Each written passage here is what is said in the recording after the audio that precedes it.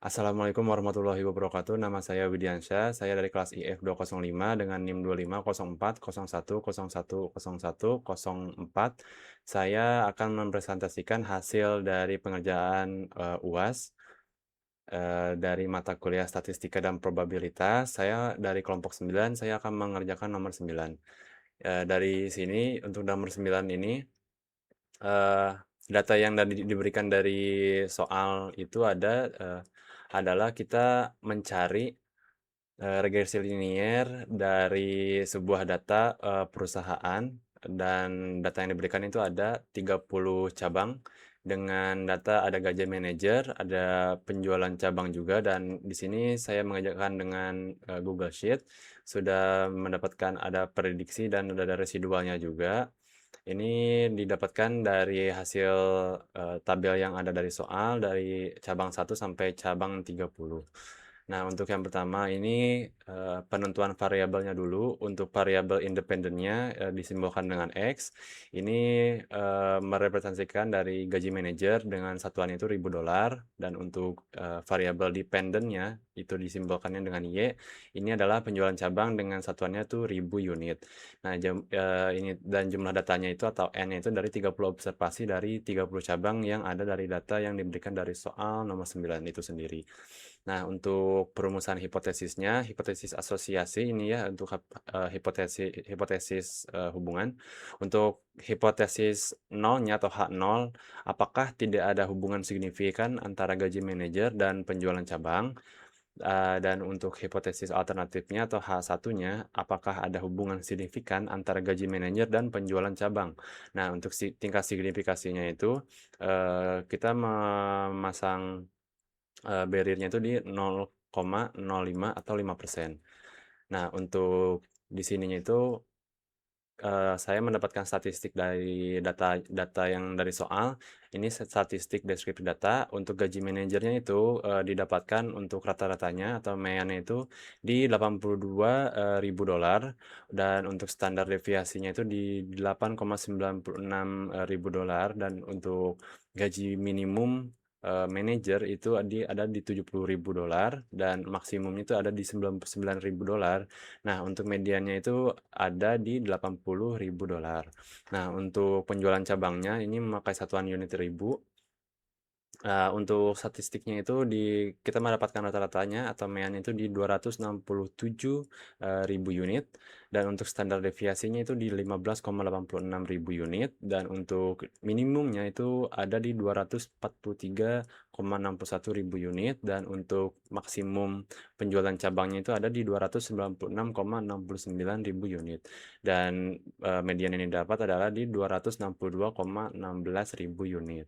Nah, ini seperti yang sudah saya lihatkan tadi di awal, ini dari Google Sheet ya, eh, data yang dari soal nomor 9, dari cabang 1 sampai cabang 30, ada gaji manajer dari mulai $84.000 sampai $71.000 di cabang ke-30. Nah, untuk persamaan regresi linearnya itu didapat di 137,8515 ditambah 1,5799 X. Nah, untuk keterangannya itu, untuk A ya, ini untuk interceptnya di 137,8515 ini adalah koefisiensinya dan ini merepresentasikan ketika gaji manajer sama dengan 0, berarti penjualan cabang diperkirakan dia ada di 137,85,15 ribu unit. Nah, untuk di konstan koefisiennya ini di 1,5799. Nah, ini merepresentasikan setiap kenaikan gaji manajer untuk $1.000, ini, penjualan cabang, naik sebesar 1.000,5799, ribu unit. Nah, ini, persamaan regresi linearnya dulu. Nah, untuk koefisiensi dan determinasi korelasinya, untuk koefisiennya di R-nya itu, di korelasi, kita dapat di 0,8937, dan hasilnya ini adalah hubungan yang kuat ya, yang positif. Dan untuk R kubiknya atau R kuadrat, kita dapat di 0,7986, Artinya ini 79,86% varian penjualan dijelaskan oleh gaji. Jadi, eee, kontribusi gaji di penjualan ini sangat lebih besar dan sisanya, sekitar 20% itu disebabkan oleh faktor-faktor lain. Nah, kita juga di sini ada pengujian, F ya untuk F-test dan, T-test. Untuk F-test-nya itu regresinya dan ada residual untuk dan total, dan F-test-nya itu didapatkan di 111,06 dan ini untuk hasilnya untuk value-nya itu di 0,001. Nah, untuk P value-nya itu dikurang dari 0,001, ini artinya ini sangat sangat signifikan untuk P value yang kurang dari 0,001 berarti probabilitas hasil kami ini adalah kebetulan hanya kurang dari 0,1%. Jadi, ini otomatis menolak hipotesis nolnya untuk hipotesis awal dan menerima hipotesis alternatif yang tadi jelaskan di awal. Jadi ini artinya ada hubungan yang signifikan antara gaji manajer dan penjualan cabang. Dan ini juga bukan kebetulan ya. Dan kalau untuk uji signifikasi koefisiensinya atau t-testnya, ini hasilnya itu di 10,5383 dan untuk value-nya itu tetap di kurang dari 0,001 dan artinya juga ini kurang dari 0,01%. Ini membuktikan bahwa angka koefisiensi 1,58 itu bukan kebetulan dan ini benar-benar ada efeknya dari gaji terhadap penjualan. Nah, untuk interpretasi koefisiensinya ya ini maknanya itu B sama dengan 1,5799. Jadi setiap kenaikan untuk perkiraannya itu setiap kenaikan gaji manajer sebesar $1.000, maka penjualan cabang diperkirakan akan naik sekitar 1.000,5799 unit dengan asumsi variabel lainnya itu tetap. Jadi contohnya, jika gaji naik dari $80.000 menjadi $81.000, ini tambah satu saja, jadi penjualan itu pasti akan naik sekitar 1.000,58 ribu unit. Dan jika dari $80.000 menjadi $90.000 otomatis itu naik $10.000. Jadi penjualannya itu akan naik sekitar 15,8 ribu unit. Oh iya, untuk prediksi penjualan untuk gaji $100.000, berapakah penjualan yang akan didapat jika manajer digaji atau diberi salary di $100.000? Karena tadi yang tertingginya itu ada hanya $99.000. Nah, untuk perkiraan gaji $100.000 ini di 137,85 ditambah 1,5799 dikali 100 karena ini di $100.000 dan hasilnya itu adalah 137,85 ditambah 157,99 dan hasilnya itu di sini di 295,8392 ribu unit.